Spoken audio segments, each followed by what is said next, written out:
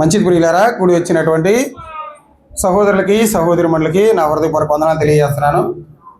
ఈరోజు మన కన్న తండ్రి అయిన దేవుణ్ణి ఆత్మతోనూ సత్యంతోనూ ఆరాధించేటువంటి రోజు కనుక మనందరం కూడా ఇలా భార్యాభర్తలుగా పిల్లలతో ఇలా కలిసి వచ్చి దేవుణ్ణి స్తుతించడం అనేది చాలా గొప్ప విషయం, చాలా ఆనందకరమైనటువంటి విషయం. కుటుంబంలో భార్య భర్త పిల్లలతో కలిసి దేవుణ్ణి వచ్చి ఆరాధించారనుకోండి, దేవుడు ఎంతో సంతోషిస్తాడు ఆ కుటుంబాన్ని చూసి. కాబట్టి ఇక్కడ ఉన్నటువంటి మనందరం కూడా మనతో పాటుగా మన పిల్లల్ని కూడా తీసుకొచ్చి ఇలా దేవుడి మాటలతో వాళ్ళని పెంచడం అనేది చాలా గొప్ప విషయం. కాబట్టి ఇలా ప్రతి వారం కూడా మనతో పాటుగా మన పిల్లల్ని కూడా తీసుకొచ్చి ఇప్పటి నుంచే వాళ్ళకి వాక్యం నేర్పించడం అనేది, వినిపించడం అనేది చాలా గొప్ప విషయం కనుక ప్రతి ఒక్కరు కూడా గోల్ చేస్తాను ఇంటికాడ ఉంచకుండా తీసుకొచ్చి వాళ్ళని సర్ది చెప్తూ ఇలా వాక్యాన్ని వినిపించేటువంటి తరుణాన్ని కూడా ఇప్పటి నుంచే మనం ప్రారంభించగలిగినట్లయితే రేపు మన చేతులు దాటి వాళ్ళు బయటికి వెళ్ళరు. కాబట్టి మంచిది. ఇప్పటివరకు కూడా మన కన్న తండ్రి అయిన దేవుడు మనకి మంచి ఆరోగ్యాన్ని ఆయుష్ని దయచేసి ఎటువంటి ప్రమాదం జరగకుండా, ఎటువంటి అనారోగ్యాలు కూడా లేకుండా మనల్ని ఇలా సురక్షితంగా ఆయన ఈరోజు మనకి ప్రసాదించినటువంటి కృపకి మనందరం కూడా కన్న తండ్రి అయిన దేవుడికి కృతజ్ఞతాస్తుతులు అనేవి చెల్లించాలి. కాబట్టి ప్రతి ఒక్కరు కూడా మీరందరూ కూడా పొద్దున కానివ్వండి, సాయంత్రం కానివ్వండి, భోజనం చేసేటప్పుడు కానివ్వండి, ఈ సమయాల్లో మీరందరూ దేవుడిని జ్ఞాపకం చేసుకుంటూ ఆయనకి కృతజ్ఞతలు చెల్లిస్తూ మన ప్రార్థనతోనే మన దినాన్ని ప్రారంభించామనుకోండి, అది చాలా గొప్పగా ఉంటుంది, చాలా ఆనందకరంగా ఉంటుంది. దేవుడికి మనం స్తుతులు చెల్లించేటువంటి వారిగా ఉంటాం మనం. కాబట్టి ఈరోజు కూడా ఒక చిన్న పాఠాన్ని మనందరం కలిసి ధ్యానిద్దాం. ఈరోజు నేను మీతో చెప్పుకోవాల్సినటువంటి అంశం ఏంటంటే, దేవుడు ఎవరితో ఉంటాడు. అంశం పేరు ఏంటిదంటే, దేవుడు ఎవరితో ఉంటాడు, లేకపోతే దేవుడు ఎటువంటి వారి మధ్య ఉంటాడు, లేకపోతే దేవుడు ఎటువంటి లక్షణాలు కలిగిన మనుషుల మధ్య నివసిస్తాడు. ఇవన్నీ ఒకటే ఆ టైటిల్కి సంబంధించింది. దేవుడు ఎటువంటి లక్షణాలు కలిగిన వారి మధ్య నివసిస్తాడు. పరలోకమందున్నటువంటి మన కన్న తండ్రి అయిన దేవుడు ఆయన చేసినటువంటి అద్భుత కార్యాలు కానివ్వండి, ఆయన ఔన్నత్యం కానివ్వండి, ఆయన స్థితి కానివ్వండి, మనం జ్ఞాపకం చేసుకున్నప్పుడు కానీ, లేకపోతే భక్తుల ద్వారా బైబిల్ గ్రంథం చదివినప్పుడు కానివ్వండి, మనకి చాలా ఆనందం వేసిద్ది. అసలు మనం పూజించేటువంటి దేవుడు ఇంత గొప్పవాడా, ఇంత ఉన్నతమైన వాడా, ఇంత పరిశుద్ధుడా, ఇంత పవిత్రుడిని మనం ఆరాధిస్తుంది అని ఎప్పుడైనా మీరుగా సంతోషపడినటువంటి సందర్భాలు ఉన్నాయా? నేనైతే చాలాసార్లు ఆనందపడ్డాను. అసలు ఇంత గొప్ప దేవుడిని ఆరాధిస్తున్నందుకు నేను చాలా ఆనందంగా ఫీల్ అవుతున్నాను. ఎందుకంటే ఈయనకు తగ్గ దేవుడు ఈ ప్రపంచంలో ఎవరు కూడా లేరు. అందరూ పేర్లు పెట్టి పిలువబడుతున్నారే కానీ మనం పూజించేటువంటి దేవుడు తగ్గ దేవుడి ప్రపంచంలో ఎక్కడా కూడా లేడు. అలాంటి దేవుణ్ణి మనం పూజిస్తున్నామంటే మనం చాలా అదృష్టవంతులు. మనకన్నా అదృష్టవంతులు ఎవరు కూడా లేరు. కాబట్టి మనం ఆరాధించేటువంటి ఈ సమయంలో కూడా మన ఆరాధన ఎలా ఉండాలంటే చాలా ఆనందభరితంగా ఉండాలి. ఏదో సమస్యలతో వచ్చావనుకోండి, బాధలతో ఇబ్బందులతో వచ్చావంటే పని కాదు. మనస్ఫూర్తిగా రావాలి, ప్రశాంతంగా రావాలి, శాంతిగా సమాధానంగా రావాలి. అలా వచ్చి దేవుడిని ఆరాధిస్తే కుటుంబ సమేతంగా అది చాలా గొప్పగా ఉంటుంది. అప్పుడు దేవుడు చాలా ఆనందిస్తాడు మన కుటుంబాలను చూసి. అలాంటి దేవుడిని ఆరాధిస్తున్నటువంటి మనకి దేవుడికి కూడా ఒక మంచి ఆలోచన వచ్చింది. ఎలాంటి ఆలోచన అంటే, అది దేవుడు కూడా మన దగ్గరకు రావాలనేటువంటి ఆలోచన వచ్చిందంట. ఆయన ఉండేటువంటి స్థానం ఏంటి? పరలోకం నుండి మనల్ని చూస్తున్నటువంటి దేవుడు ఏమనికి వచ్చిందంటే, ఆయన కోరిక అసలుకి నేను ఇక్కడ ఉండటం కాదు, నేనే కిందకెళ్ళి వారి మధ్య నివసించాలి అనేటువంటి ఆలోచన వచ్చిందంట.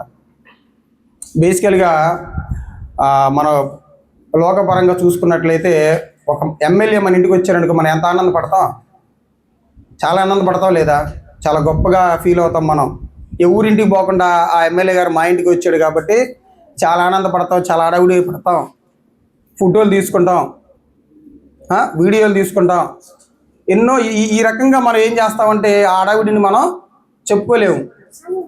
చాలా ఆనందపడతా ఉంటాం, చాలా సంతోషపడతా ఉంటాం. ఎవరికి దక్కనటువంటి భాగ్యం ఎమ్మెల్యే గారంతటైనా మా ఇంటికి వచ్చారని చాలా ఆనందపడతాం. ఆ వచ్చినటువంటి ఆ వ్యక్తి దేన్ని బట్టి వచ్చి ఉంటాడు?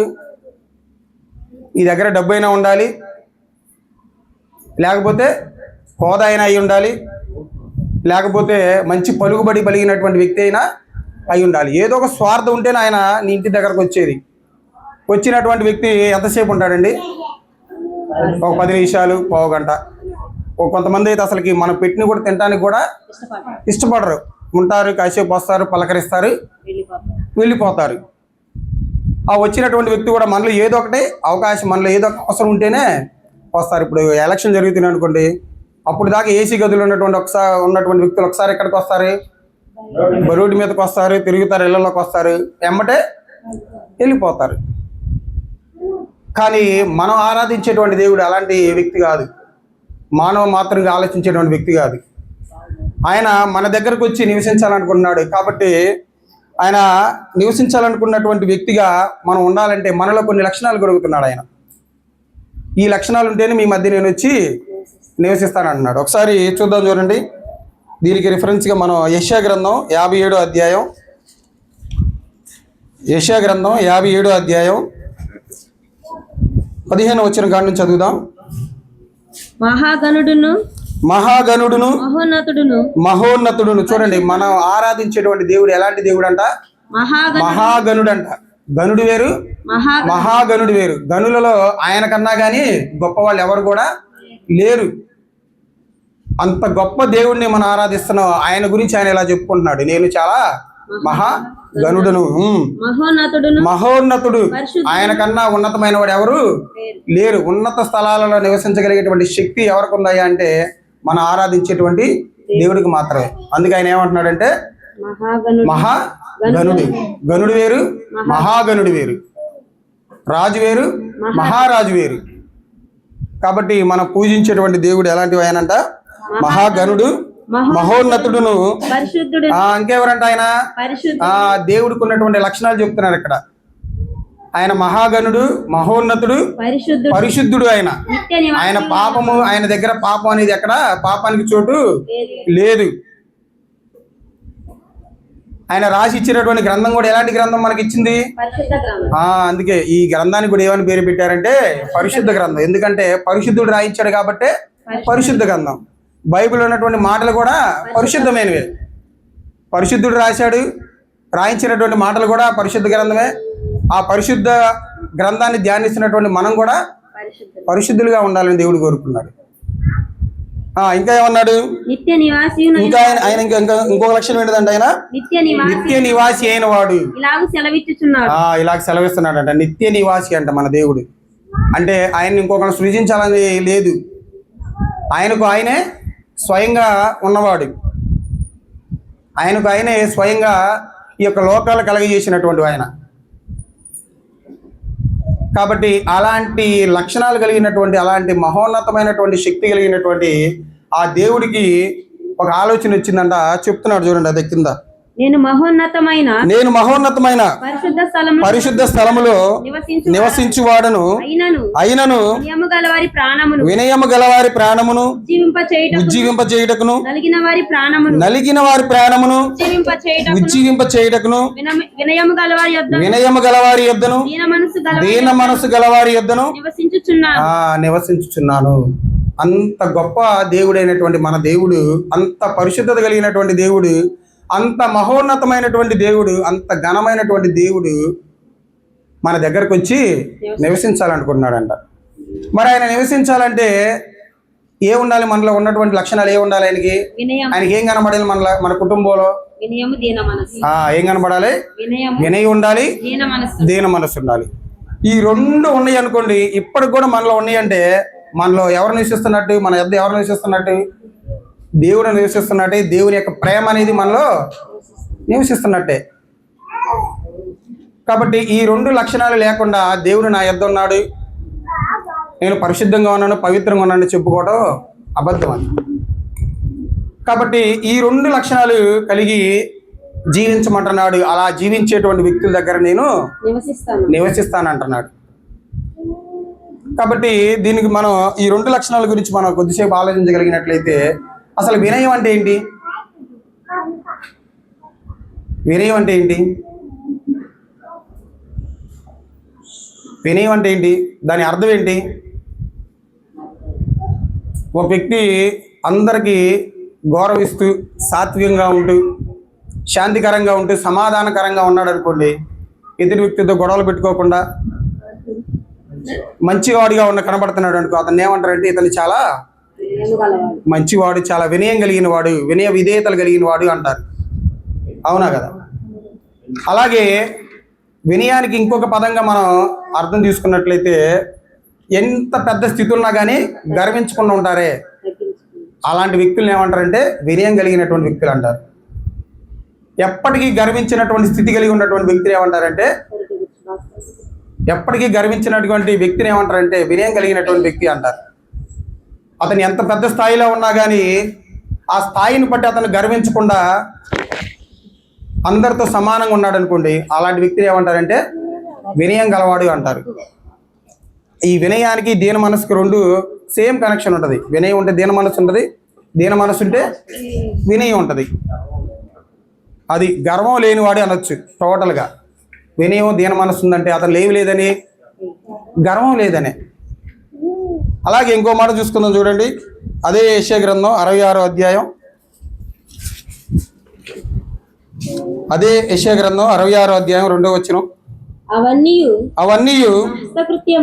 నా హస్తకృత్యములు అవి నా వలన కలిగినవని యెహోవా సెలవిచ్చుచున్నాడు.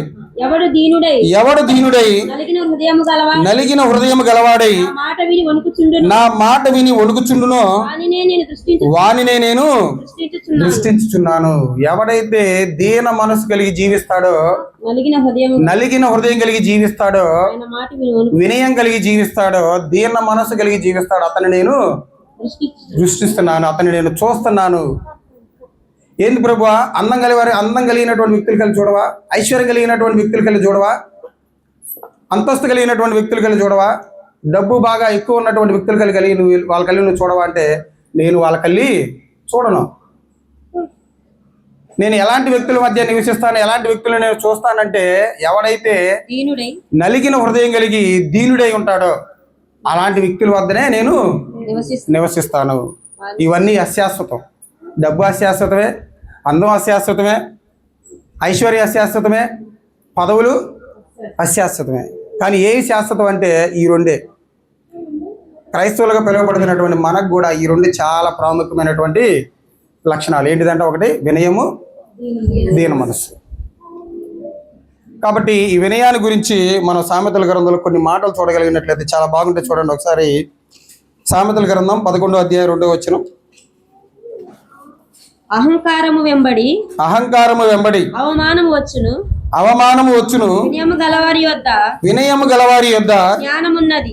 వినయం గలవారి యొద్ద ఏముండిద్దంట? జ్ఞానమున్నది. ఒక వ్యక్తి జ్ఞానంగా మాట్లాడుతున్నాడు అనుకోండి, ఆ జ్ఞానంగా మాట్లాడే వ్యక్తి నేను చాలా జ్ఞానవంతుని, చాలా ఉన్నతుని, అందరికంటే కొత్త కొత్త విషయాలు బయటకు తీసి పెడుతున్నాను, నాలాగే ఎవరు చెప్పలేకపోతున్నారండి. ఇది ఏంటిది? అది గర్వించే స్థితి అది. అలాగే ఎంత జ్ఞానం కలిగి ఉన్నా కానీ అలా ఒదిగే ఉన్నాడు అనుకోండి, ఆ వ్యక్తిలో ఏమున్నట్టు? వినయం ఉన్నట్టు, జ్ఞానం ఉన్నట్టు. జ్ఞానం కలిగినటువంటి వ్యక్తి ఎప్పుడు కూడా ఉప్పొంగడం. ఒక విషయం నాకు తెలిసింది, మీకు తెలియలేదు, దాన్ని బట్టి నేనేమవ్వకూడదు? గర్వించకూడదు, ఉప్పొంగకూడదు. ఆ జ్ఞానాన్ని బట్టి నేను ఎలా ఉండాలో తెలుసా? నలుగురికి తెలియజేసి దాని ప్రకారంగా జీవించాను. అదే వినయం కలిగి ఉండటం అంటే. అదే ఇంకో మాట కూడా చెప్తాడు చూడండి, సామెతల గ్రంథమే 18వ అధ్యాయం 12వ వచనం.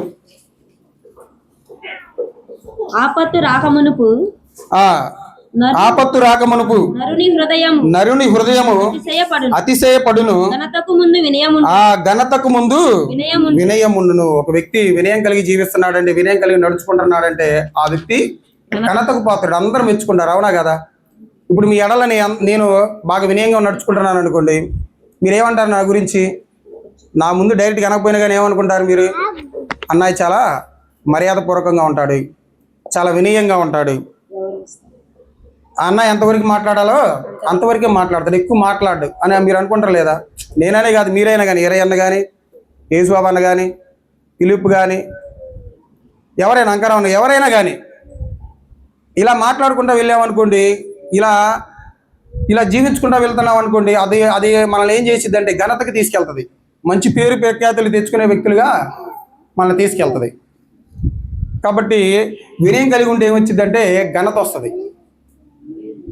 ఇలా వినయం గురించి మాట్లాడుకున్నాం. అసలుకి వినయాన్ని కలిగి జీవించడం అనేది ప్రపంచంలో ఉన్నటువంటి చాలా మందికి కూడా చేత కాలేదు. కానీ ఈ వినయం అనేది ఒక్కరిలో మాత్రం మనం చూడగలం. ఆయనే మన రక్షకుడైనటువంటి యేసుక్రీస్తు ప్రభువారు. ఆయనకున్నటువంటి స్థితిని కూడా మర్చిపోయి ఆయన ఏం చేశాడో తెలుసా? మన కోసం ఈ భూమి మీదకి వచ్చాడు. చూద్దాం, ఫిలిప్పీయులకు రాసిన పత్రిక 2వ అధ్యాయం 6-7 వచనాలు.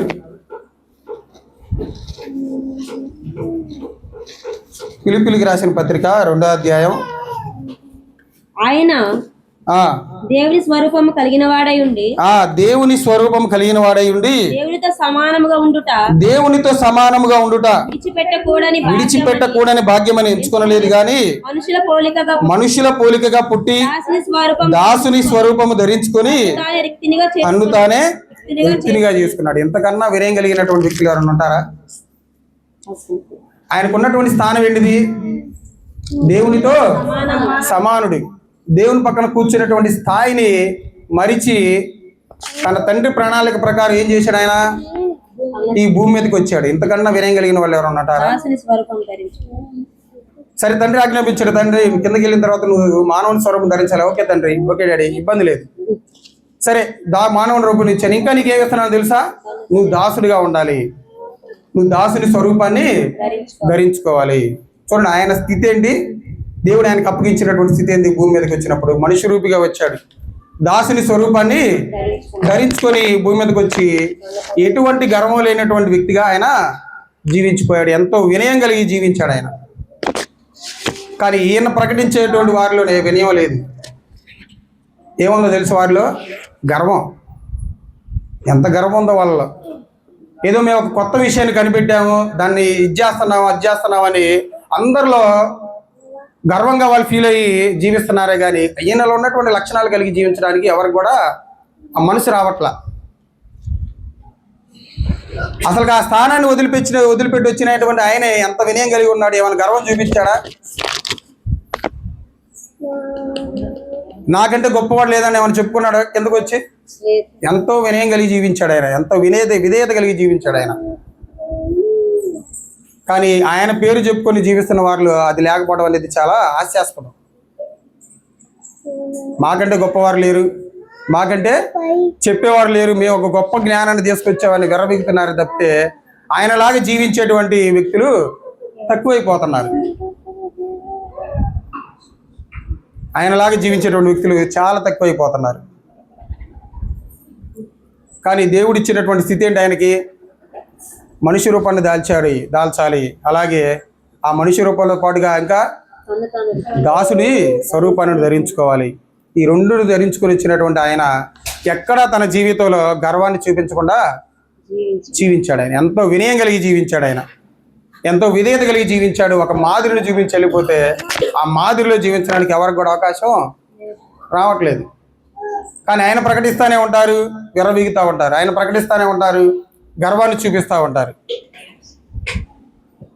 గర్వాన్ని చూపిస్తే ఆయన చూపించాలి కానీ మన వల్ల కాదు, మనం చూపించకూడదు. ఎందుకంటే ఆయన స్థాయిని తగ్గించుకొని కిందకు వచ్చాడు మన నిమిత్తం. కానీ మనం ఏం చేయాలి? మనకు కొంచెం ఏదైనా మంచి స్థాయి వచ్చిందనుకోండి, దాన్ని బట్టి మనం ఏమైపోతాం తెలుసా? ఎమ్మటే మన మైండ్ సెట్ ఏమైపోయింది? మారిపోయింది. ఎవరైనా కానీ ఉన్నత స్థితి వదులుకొని కిందకి రావాలని ఆలోచిస్తారా? నేను బాగా సంపాదించాను, మంచి పదవిలో ఉన్నాను, ముఖ్యమంత్రి పదవిలో ఉన్నాను అనుకోండి, కాదులే మామూలుగా చెప్తున్నా, ముఖ్యమంత్రి పదవిలో ఉన్నాను అనుకోండి, నీ స్థాయిని తగ్గించుకొని కిందకి రాండి ఎవరైనా వస్తారా? నేను రాను, ఎవరు రాలేరు. కానీ ఆయన ఏం చేశాడో తెలుసా? ఆయన స్థాయిని తగ్గించుకొని ఆయన స్థానాన్ని పక్కన పెట్టి ఏం చేశాడు? ఆయన కిందకు వచ్చాడు, మనిషి రూపంగా వచ్చాడు, దాసుడిగా స్వరూపం ధరించాడు. ధరించుకున్నాడు ఆయన. ఎంత వినయం కలిగి ఉన్నాడు ఆయన. ఇంకా ఆయనకన్నా వినయం కలిగి జీవించిన వాళ్ళు ఎవరున్నారు? అలాంటి వినయం కలిగి జీవించమంటే గర్వం ఎక్కువైపోతుంది ఇప్పుడున్న వాళ్ళందరికీ. మరి ఏం సాధించాలను? అందుకే గర్వానికి సంబంధించినటువంటి మాటే ఒక మాట చూసుకుందాం. చూడండి, సామెతల గ్రంథం 13వ అధ్యాయం 10వ వచనం. సామెతల గ్రంథం గర్వము వలన 13వ అధ్యాయం 10వ వచనం. గర్వము వలన గర్వం వలన జగడమే పుట్టును, ఆలోచన వినువానికి ఆ ఆలోచన వినువారికి జ్ఞానము కలుగును. గర్వం వలన ఏమొచ్చిందంట? జగడము. జగడమే. నువ్వు గర్వం కలిగి జీవిస్తున్నావు అనుకో, నీతో ఏ సహోదరులు కూడా సమాధానంగా ఉండలేరు.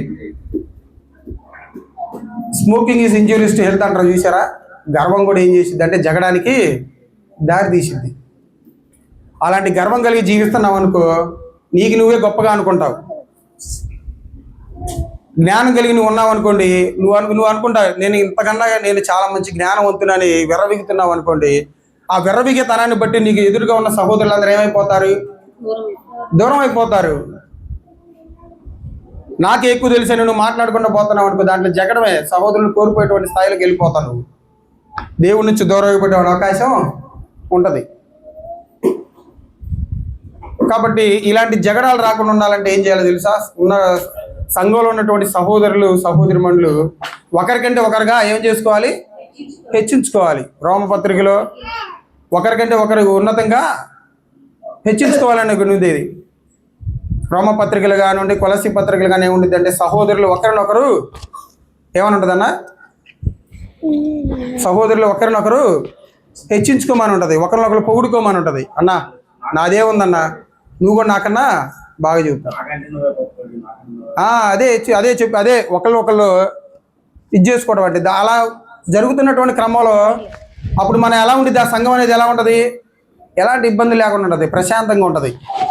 అదే నేను మైకి తీసుకొని నేను బాగా చెప్తున్నాను కాబట్టి నేను బాగా చెప్తున్నాను అనుకోండి, నాలో బాగా చెప్పేటువంటి విధానాన్ని బట్టి నాలో గర్వం వచ్చింది అనుకోండి, నేను ఏమైపోతాను? అక్కడ ఏం జరిగిద్దో తెలుసా? జగడం జరిగింది, గొడవ జరిగింది. అతనిదే ఉందలే, ఇతనిదే ఉందలే, వాళ్ళ మనకన్నా అంతగా ఎక్కువగా చెప్పలేరు, మాట్లాడలేరు అనేటువంటి ఆ విధానం వచ్చింది. ఆ విధానం ఏం చేసింది అంటే సంఘంలో జగడానికి దారి తీసింది. కాబట్టి ఇలాంటి గర్వం లేనటువంటి స్థితిని కలిగి జీవించాలని దేవుడు కోరుకున్నాడు. అలాంటి గర్వం లేనటువంటి స్థితిని కలిగి జీవించాడు ఈ భూమి మీద ప్రభు అయినటువంటి యేసుక్రీస్తు వారు. ఆయనే స్వయంగా ఇంకో మాట కూడా అంటున్నాడు చూడండి. యేసుక్రీస్తు వారే మత్తయి సువార్త 11వ అధ్యాయం 29వ వచనంలో, మత్తయి సువార్త 11వ అధ్యాయం, నేను సాత్వికుడను దీన మనసు గలవాడను గనుక ఏమన్నాడు ఆయన సాత్వికుడంట, దీన మనసు గలవాడంట. ఆ దీనత్వం ఏమైతుంది మనుషుల్లో? ఆ వినయం ఏమైపోతుంది మనుషుల్లో అంటే గర్వంగా మారిపోతుంది. అలా గర్వం కలిగి జీవిస్తున్నావంటే దేవుడు నీ యొద్ద జీవిస్తాడా? నీ యొద్దకు వస్తాడా? నేను దృష్టిస్తాడా? నువ్వు ఆత్మీయంగా బలపడుతున్నట్టు అలా గర్వం కలిగి ఉంటే లేదు. అందరితో సమాధానం కలిగి ఉండి నీకు ఎంత జ్ఞానం తెలిసినా కానీ నువ్వు వినయం కలిగి నువ్వు జీవిస్తున్నావు అనుకోండి, దేవుడు నీ యొద్ద నివసించడానికి అవకాశం ఉండదు. అలా కలిగి జీవించాడు మన రక్షకుడైనటువంటి యేసుక్రీస్తు ప్రభువు వారు. అంత స్థాయి నుండి కిందకు వచ్చాడు కదా. నీ ప్లేస్ ఎక్కడయ్యా అంటే ఎక్కడ నివసించాడు ఆయన? ఆయనకంటూ ఒక ప్లేస్ ఉందా? నక్కలకి బొరియలు, ఆకాశ పక్షులకి గూళ్ళు గలవ కానీ మనుష్య కుమారుడికి తలవాల్చుకునేటకు స్థలమే లేదు. శిష్యులతో ధోనికి ప్రయాణం చేసేటప్పుడు ఎక్కడ కొనుక్కున్నాడు ఆయన? ధోనే అమరమును కొనుక్కున్నాడు ఆయన. ధోనే అమరమును కొనుక్కున్నాడు. అక్కడ కూడా శిష్యులు ఆయనకి ప్రశాంతమైనటువంటి కలగజేయాలి వాతావరణాన్ని. ఎంబటే ఆ అలలకు భయపడి ఆయన లేపుతారు. చూడండి అసలు ఆ స్థాయి ఏంటి, ఆయన ఇక్కడికి వచ్చినటువంటి పడినటువంటి ఇబ్బందులు ఏంటి? ఏం గర్వించవచ్చు కదా ఆయన, నా స్థాయి ఏంటో మీ స్థాయి, నేను ఇక్కడికి రావాలని. కానీ మానవులు నివసించేటువంటి 60-70 సంవత్సరాలకు కూడా ఎంత గర్వం లెక్క చేయకుండా నాకే తెలిసినటువంటి జ్ఞానాన్ని పట్టుకొని విరవీగుతున్నారే అని అలా అలాంటి గర్వం కలిగి జీవించొద్దని దేవుడు చెప్తున్నా కానీ మారట్లేదు మనుషులు. కాబట్టి నా ప్రియ సహోదరి సహోదరులారా, దీన్ని బట్టి మనం తెలుసుకోవాల్సింది ఏంటంటే, యేసుక్రీస్తు వారి యొక్క జీవితాన్ని బట్టి మనం తెలుసుకోవాల్సింది ఏంటంటే, మనలో ఏ కోశాన కూడా ఏం కనపడకూడదు, గర్వం కనపడకూడదు. మీకు రీసెంట్గా నేను గ్రూప్లో వీడియో పెట్టా, చూసారా? ప్రతి ఒక్కళ్ళు ఈ వీడియో చూడాలని గ్రూప్లో వీడియో పెట్టా, చూసారా? చూడలేదా? ఒక గెజిటెడ్ ఆఫీసర్ ఉన్నారు, జాన్ విక్టర్ గారని గెజిటెడ్ ఆఫీసర్. ఆయన గ్రీన్ ఇంక్ పెన్ యూజ్ చేస్తాడు ఆయన సంతకాలు పెట్టడానికి. ఆయన స్థాయి ఏంటో తెలుసా? ఆయన కింద కొంతమంది వ్యక్తులు కూడా ఆయన కింద పనిచేసేటువంటి స్థితి ఆయనది. ఆయన తాను బాప్తీసం పొందుకున్నటువంటి క్షణాల్లో ఏం చేశారంటే, తన సంఘానికి వెళ్తాడు. హెబ్రోన్లో ఆయన బాప్తీసం తీసుకుంటాడు. బాప్తీసం తీసుకుని మొదటి రోజు ఆయన తన సంఘానికి వెళ్ళినప్పుడు ఆయన వాళ్ళ ఆరాధన జరిగేది 10 గంట, ఈయన 9:30కి వెళ్తాడు. చూసారా? మీరు పురుషులు చూసే ఉంటారు నాకు తెలిసి. ఆయన 9:30కి ఆరాధనకి వెళ్తాడు. 9:30కి ఆరాధనకి వెళ్ళినప్పుడు ఏం జరిగిద్దంటే, అక్కడ ఒక సహోదరుడు ఉంటాడు. ఆ సహోదరుడు కూడా ఈ జాన్ విక్టర్ గారికి ఊరికి సంబంధించినటువంటి వ్యక్తే. ఈయన పోయి చెప్తాడు, కలుస్తాడు అతన్ని. కలిసినప్పుడు ఆయన అక్కడ బుక్ స్టాల్లో ఉంటాడు. బుక్ స్టాల్లో ఉండి బుక్స్ సర్దుతూ ఉన్నప్పుడు ఈ సహోదరుడు, ఈ జాన్ విక్టర్ గారు వచ్చి ఆయన పలకరిస్తాడు, సహోదరు వందనాలు అన్న, వందనాలు అని. ఎమ్మడే తిరిగి చూసి, ఆ వందనాలు అయ్యా అంటాడు. అన్న మీరా, నేను మీ ఊరికి సంబంధించినటువంటి వ్యక్తినే, ఇలా నాకు గెజిటెడ్ ఆఫీసర్గా నాకు జాబ్ వచ్చింది అంటాడు.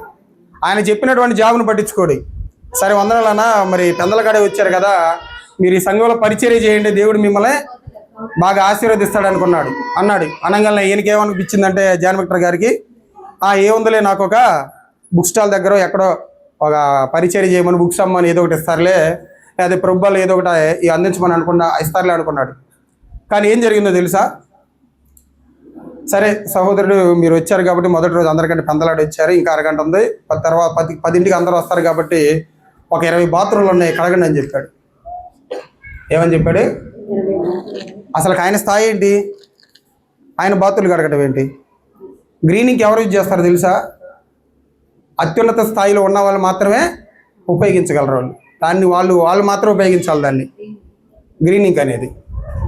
పెద్ద పెద్ద సంతకాలు చేసేవాళ్ళు మన కలెక్టర్ దగ్గరికి, అసిస్టెంట్ కలెక్టర్ దగ్గరికి, వాళ్ళ దగ్గరికి వెళ్ళేటప్పుడు ఎంఆర్ఓ వాళ్ళ దగ్గరికి, విఆర్ఓ వాళ్ళ దగ్గరికి అన్న వాళ్ళే కదా ఉపయోగించేది. పన్ను స్థాయిలో ఎంఆర్ఓలు, విఆర్ఓలు వాళ్ళు ఉపయోగించేటువంటి, వాళ్ళకన్నా పెద్ద క్యాడర్ అయింది గెస్టెడ్ ఆఫీసర్ అంటే. అలాంటి వ్యక్తి సంఘానికి వెళ్తే ఆ సంఘంలో ఉన్నటువంటి సహోదరుడు దేవుడిని ఆశీర్వదిస్తాడు. పోయి పరిచయం చేయమని ఏమని అప్పచెప్తారు ఆయనకి? ఒక 20 బాత్రూమ్లు ఉన్నాయి, 20 బాత్రూమ్లు శుభ్రం కడిగేయమంటాడు. ఈయనకి లోపల ఏమనిపించింది? అసలు నా స్థాయి ఏంటి? నేను చెప్పాను కదా అతనికి ఆల్రెడీ, నేను ఒక గెస్టెడ్ ఆఫీసర్ని, గెస్టెడ్ ఆఫీసర్ తనకు తెలుసో లేదో అనుకుని మనుషులు ఏమనుకుంటాడంటే నేను చేయకూడదు అనుకుంటాడు. కానీ చేయకపోతే ఏమైనా గర్వం అనుకుంటారేమో, లేకపోతే నా గురించి ఏదైనా మెసేజ్లు చెప్తారనుకుని ఏం చెప్తాడు ఆయన? ఏం చేస్తాడు ఆయన? ఎమ్మటే లోపలికి వెళ్ళి ఆ చండాలంగా ఉన్నటువంటి మొదటి బాత్రూమ్ కడుగుతాడు, 2వ బాత్రూమ్ కూడా కడుగుతాడు. 3వ బాత్రూమ్కి వెళ్ళంగానే 4వ బాత్రూమ్ నుంచి ఆయనకు ఒక సౌండ్ వినపడింది, ఒక పాట వినపడింది. ఏం పాట అంటే సంతోషమే సమాధానమే, ఆ పాట వినపడిద్ది అంట ఆయనకి. ఎవరు ఈ పాట పాడుతున్నారనుకొని ఆయన కడిగిన తర్వాత ఆ పక్క బాత్రూమ్కి వెళ్ళి చూడగానే ఈయనకంటే 4-3 క్యాడర్లు ఎక్కువ ఉన్న స్థాయిలో ఉన్నటువంటి వ్యక్తి ఉన్నాడంట అక్కడ. ఎవరికంటే గెజిటెడ్ ఆఫీసర్ కన్నా కానీ 3-4 స్థాయిలు ఎక్కువ ఉన్నటువంటి వ్యక్తిని చూశారంట ఆయన కూడా ఏం చేస్తున్నాడు? పోయి బాత్రూమ్ అడుగుతున్నాడు. అప్పుడు అర్థమైందండి, దేవుడు నన్ను క్షమించయ్యా, చూడలేదనుకోండి మీరు, చాలా బాగుంది ఆ వీడియో అది. అసలు ఆయన స్థాయి ఏంది? ఆయనకు వచ్చి ఇక్కడికి రావటం ఏంది? ఇక్కడికి వచ్చి బాత్రూమ్ కడగటం ఏంది? దేవుడు నన్ను క్షమించయ్యా, నాకన్నా పెద్ద స్థాయి కలిగిన వాళ్ళు ఇక్కడికి వచ్చి పరిచర్య చేస్తున్నారు, నేను చేయడంలో పెద్ద తప్పేం లేదనుకొని మనసులో ఆయనే ఇలా అనుకొని, దేవుడు నన్ను క్షమించి ఇప్పటి నుంచి నీ పరిచర్య చేస్తారని ఒక 5-6 నెలలు అదే పని చేశారంట ఆయన. బాత్రూమ్ కడగడం రాగానే 5-6 నెలల తర్వాత ఆయన పనిని ఆయన చూసినటువంటి ఆ సంఘ పెద్దలు ఏం చేశారంటే, శబాష్, బాగా మంచి పని చేశావు అని ఆయనకు ప్రమోషన్ ఇచ్చారు. ఏం ప్రమోషన్ అని? ఆయన తీసుకెళ్ళి మళ్ళీ చెప్పుల స్టాండ్ దగ్గర కూర్చోబెట్టారు. ఎక్కడ చూడండి, ఆయన ప్రమోషన్ ఎక్కడి నుంచి ఎక్కడికి మారింది? బాతులు కడిగే స్థాయి నుంచి తర్వాత అయిపోయిన తర్వాత చెప్పుల స్టాండ్ దగ్గర పెట్టారు ఆయన. చూడండి, ఎప్పుడైనా ఒకసారి అయినా కానీ అసలు నేనేంది, నా స్థాయి ఏంటి, నేను చేసేటువంటి విధానం ఏంటి, నేను ఇలా రా అని పిలిస్తే 10 మంది వచ్చి కూర్చున్నటువంటి వ్యక్తులు నా స్థాయి చూడండి, నేను మరి చేంజ్ చేశానంటే దేవుడి దగ్గర రాగానే మారిపోయింది నా స్థితి అనేది. అంటే ఇక్కడికి వచ్చినటువంటి వాళ్ళు వాళ్ళ స్థాయిని తగ్గించుకొని ఉండాలి, జీవించాలి. ఏ పని అయినా కానీ సేవకుడి ద్వారా, విశ్వాసుల ద్వారా చెప్పబడేటువంటి ఏ పని అయినా కానీ అది చేసేటువంటి విధానంలోకే మారిపోవాలి. ఎప్పుడు కూడా కానీ మనకున్నటువంటి స్థాయిని బట్టి మనం ఎవరం కూడా గర్వించకూడదు. అలాంటి వ్యక్తులు గర్వించకుండా బాతులు గడిగినప్పుడు మనం గడుగుతామా? మనం ఆలోచించుకోండి. ఎవరైనా వెళ్తారా? నేను వెళ్తాను వాళ్ళ చేతులు ఎత్తనే అడుగుతారా? ఎవరు గడగలేరు. చూడండి, ఎవరు చేతులు ఎత్తలేకపోయారు. అసలు మనం చేసే జాబులు ఏంది? మనకు వచ్చేది 20,000, ఆయనకు వచ్చేది 1,00,000 2 లక్షలు వస్తాయి గెజిటెడ్ ఆఫీసర్ అంటే. 1,00,000 2 లక్షలు వచ్చేటువంటి వ్యక్తి బాతులు గడుగుతుంటే నెలకి 20-30 సంపాదించేటువంటి మనకి అసలు బాత్రూమ్ దాకా ఎందుకు? ఇప్పుడు ఇక్కడ అందరం మనం ఆరాధన కార్యక్రమం జరిగిస్తున్నాం. వారం అందరూ ఎటు బ్యాగులు తగిలించుకుని వెళ్ళిపోతున్నారు. పిల్లలందరూ ఇక్కడ అడావిడి చేస్తున్నారు. ఎవరికన్నా ఆలోచన వచ్చిందమ్మా స్త్రీలు మీకు అయిపోయిన తర్వాత నేను పరిచర్య చేయాలి కదా, ఊడిద్దామని ఎవరికన్నా వచ్చింది ఆలోచన? ఎవరికన్నా వచ్చిందా? మన ఇంట్లో అయితే అట్ట వదిలిపెట్టి వెళ్ళిపోతామా? అంటే 20 ఇల్లుగా దేవక్కుల ఇల్లు కదా బట్టి వెళ్ళిపోతున్నారా? ఇది కూడా పరిచర్యే కదా, చేయాలిగా. మనల్ని ప్రేమించే సహోదరులు ఇన్ని సంవత్సరాలు మనకి అవకాశం ఇస్తానే ఉన్నారు ఇబ్బంది పెట్టకుండా. కానీ కనీసం మినిమం కామన్ సెన్స్గా మనం ఏం చేయాలంటే ఇది ఇలాంటివి చేయాలి. పరిచర్య ఇది చిన్నది. ఇలా అందరూ వెళ్ళిపోయినప్పుడు మన పిల్లలే కదా ఇక్కడ ఇవన్నీ తీసుకొచ్చిన ప్యాకెట్లు కానివ్వండి, కాగితాలు కానీ, మా పిల్లలైతే మరీ ఎక్కువ. మరి చేస్తున్నప్పుడు మీలో ఒక్కరికన్నా కలగాలిగా, నేను శుభ్రం చేయాలి అని. ఏంది నేను టీచర్ జాబ్ కాబట్టి ఏమన్నా గర్వపడుతున్నారా ఏంది? ఏం పనికిరాదు అక్కడ. ఆడ గెజిటెడ్ ఆఫీసర్ ఏమైపోయాడు? బాత్రూమ్ గడిగాడండి. ఆయనకన్నా 3 కేటర్లు ఉన్నటువంటి వ్యక్తే ఈయనకంటే ముందుగా పోయి బాత్రూమ్లు గడిగాడు. మరి మనకి దేన్ని బట్టి?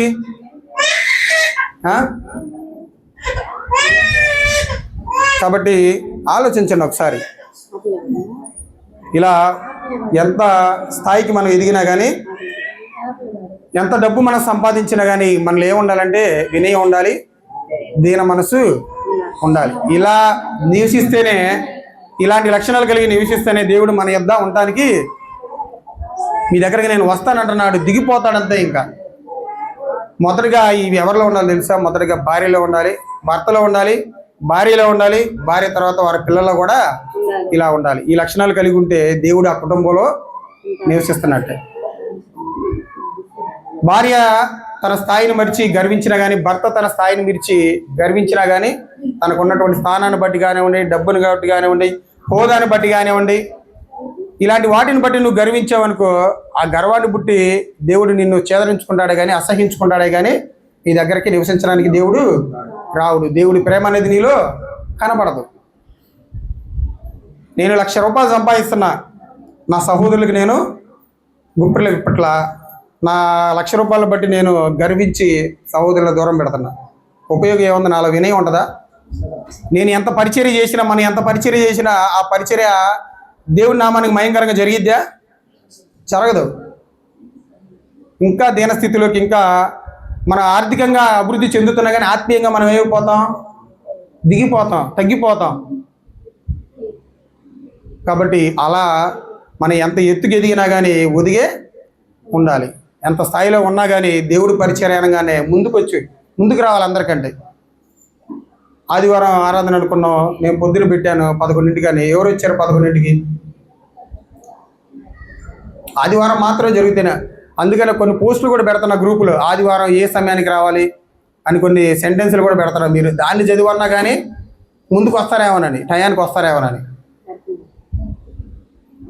కాబట్టి ఇది కరెక్ట్ అయినటువంటి విధానం కాదు. మన పనులు పక్కన పెట్టైనా దేవుడికి అవకాశం ఇవ్వాలి. దేవుడు వారం అంతా ఇక్కడికి వచ్చి ఆరాధించమన్నాడు, ఓన్లీ ఆదివారమేనా?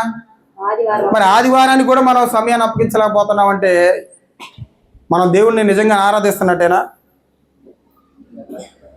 ఎంత ఆరాధించినా, ఎన్ని ప్రార్థనలు చేసినా ఉపయోగం లేదు.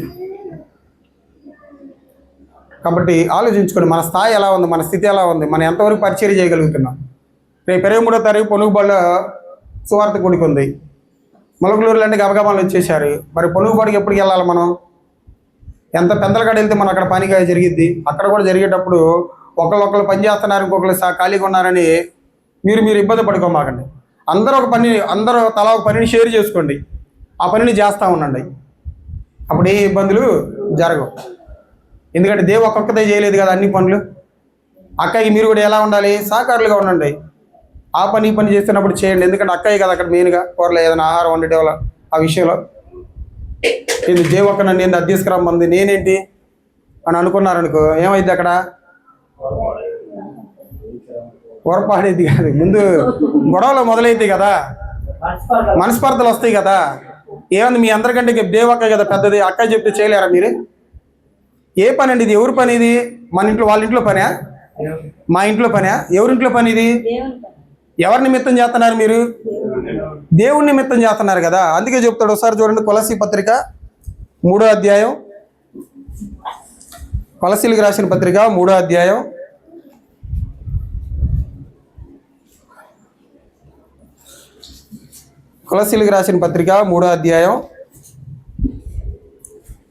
23-24 చదవండమ్మా. ప్రభు వలన స్వాస్థ్యమును ప్రతిఫలముగా పొందుదుమని ఎరుగుదురు గనుక మీరేమి చేసినను అది మనుషుల నిమిత్తము కాక ప్రభు నిమిత్తమని మనస్ఫూర్తిగా చేయుడి. ఎవరు కూడా నేను దేవుని కోసం చేస్తున్నాను, సంఘంలో పాస్టర్ గారి నిమిత్తం చేస్తున్నాను, ఈరయ్యన్న నిమిత్తం చేస్తున్నాను ఎవరు అనుకోమాకండి.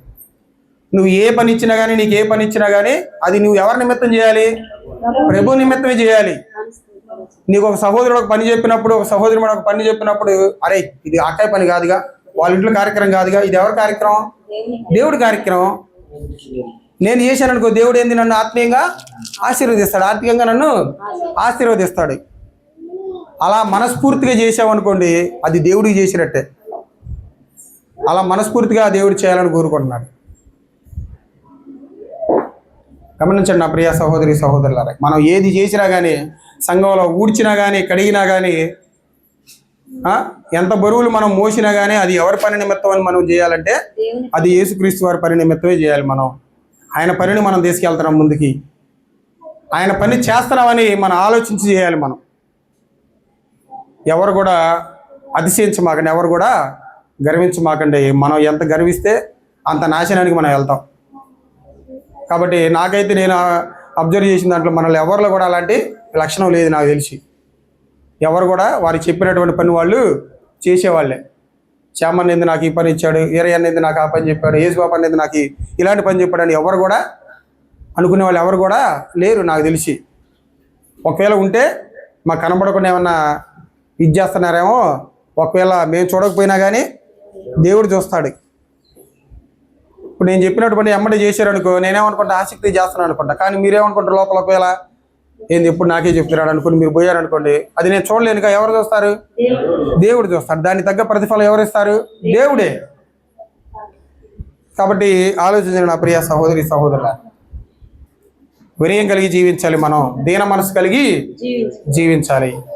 ఈయనలోనైనా మనకు కనబడిందంటే ఆయన భక్తుల్లో కూడా ఈ దీన మనసు అనేది, వినయం అనేది కనబడింది. మోషే గారు ఉన్నారు, ఆయనకి ఉన్నటువంటి ట్యాగ్ ఏందో తెలుసు అసలుకి?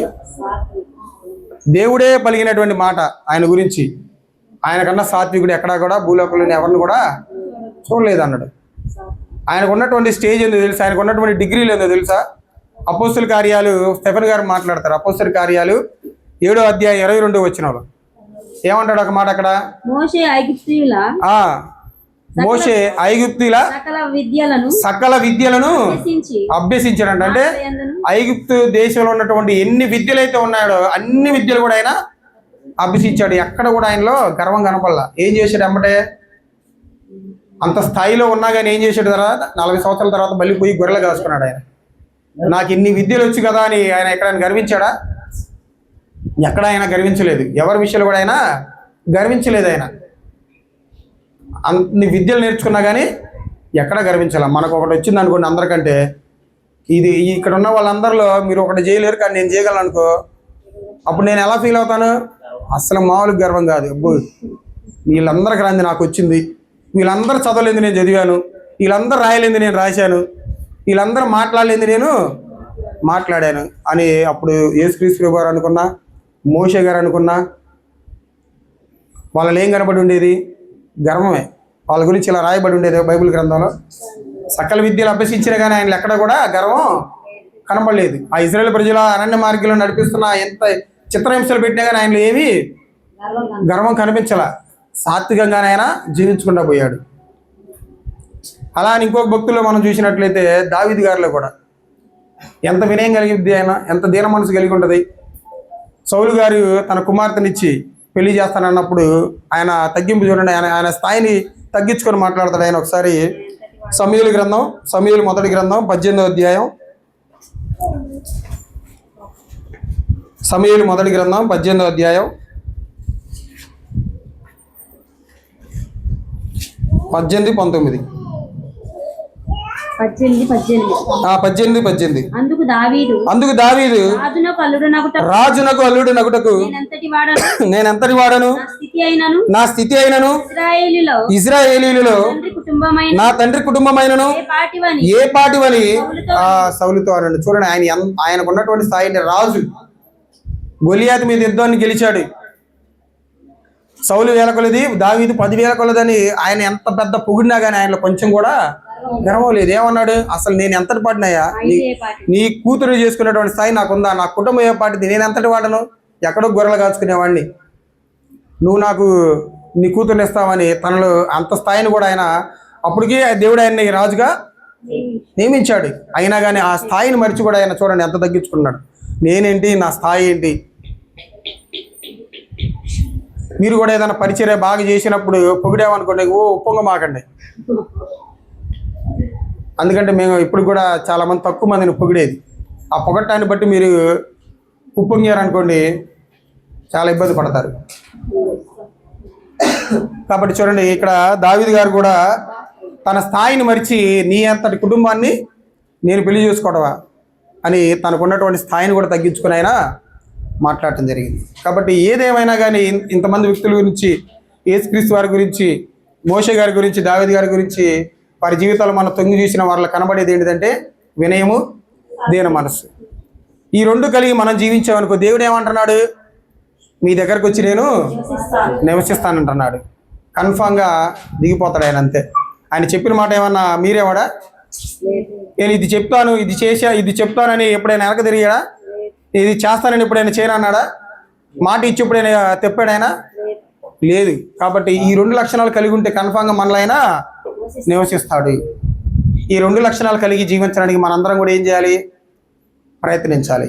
అందుకే చివరికి ఒక మాట చూసుకొని ముగించుకుందాం. చూడండి, పేతురు గారు రాసినటువంటి మొదటి పత్రిక 5వ అధ్యాయం. సంఘంలో ఉన్నటువంటి మనకు కూడా పేతురు గారు, సంఘానికి స్తంభమైనటువంటి పేతురు గారు ఒక మాట మాట్లాడుతున్నాడు. 5వ అధ్యాయం 5-6 వచనాలు. చిన్నపిల్లలారా